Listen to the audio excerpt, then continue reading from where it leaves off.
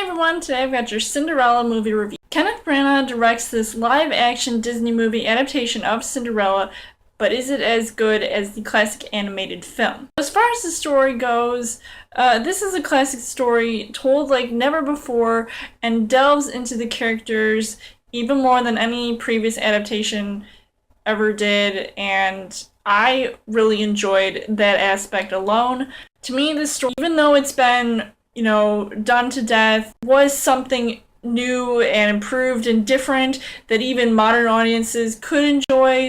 I really think that Kenneth Branagh really set the bar high, and he really did his job well. And I really think that, it was unexpected. I heard mixed things about this movie, but I came in with an open mind because I was really looking forward to seeing this movie, and it's been a while since I've seen a Disney movie, so I came into this movie thinking that I was definitely going to enjoy myself, and I really, truly did. And speaking of delving into the characters more, we really got to see the family side of Cinderella's life, and we got to meet her parents, and we vaguely met them, or at least heard about them in the other Cinderella movies. There was talk of the father figure in both Cinderella movies, the Brandy version and the one from the 1950s,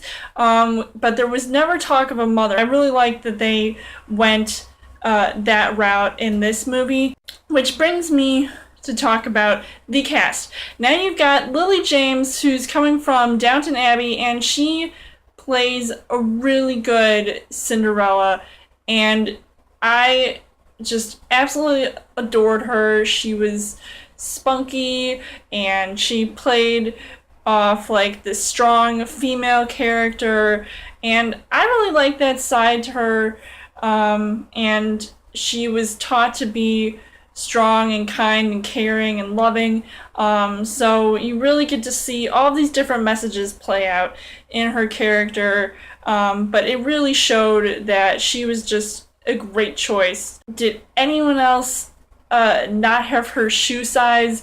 I know that's probably going to be a constant debate, but I think that if she can be like a size 6 or less, then maybe that would. I've got mine, and it's a perfect fit. We've got Cate Blanchett, who plays Lady Tremaine, in a role that, I really loved seeing her in. I had no doubt in my mind that she was going to nail this role, because she was just so cruel and mean and wicked and just everything that you'd expect to see the character of Lady Tremaine come on screen again. Oh my god, she was just absolutely amazing. She just played off a really perfect role, and she was just a class act. Richard Madden, who plays the prince, and oh my god, that smile, he was so hot. I didn't think I was going to like him. I almost originally had in my mind all these other choices of guys or actors that I would have picked otherwise, but I think he did a pretty good job. He really played off a decent Prince Charming, and just was really dead set on finding the one that he wanted to marry. I thought like that was just really nice to see. And then of course you got some side characters like Helena Bonham Carter, who plays the fairy godmother, and at first she looks like the ugly old hag from Beauty and the Beast, but then she turns into this beautiful fairy. She's glowing, and I thought like she just had a really funny yet small role in this movie, so it was really good to see her play off another fantastical character such as this. And then you've got some other minor roles in this movie. You've got Stellan Skarsgård, who's reteaming with Kenneth Branagh since Thor, to play like one of these like evil guys who works at the castle. He kind of had another small role, but he was sort of in cahoots with Lady Tremaine, doing all these evil bad things. He was just okay in this movie. The two stepsisters who right off the bat reminded me of the twins from The Shining. I don't know why, but they just had this sort of cohesive thing about them, and just them sort of being like together all the time. So it just reminded me of that. The things that I did like about this movie was fun from the very beginning, and even though it didn't have some catchy musical numbers like the past movies had, but I found Lily James's singing to be pretty good for the things that she was singing. It was a bit sad at times, and like all Disney movies, you have to be able to cry, which I almost did 4 times. I definitely liked Cinderella's wardrobe change, like this.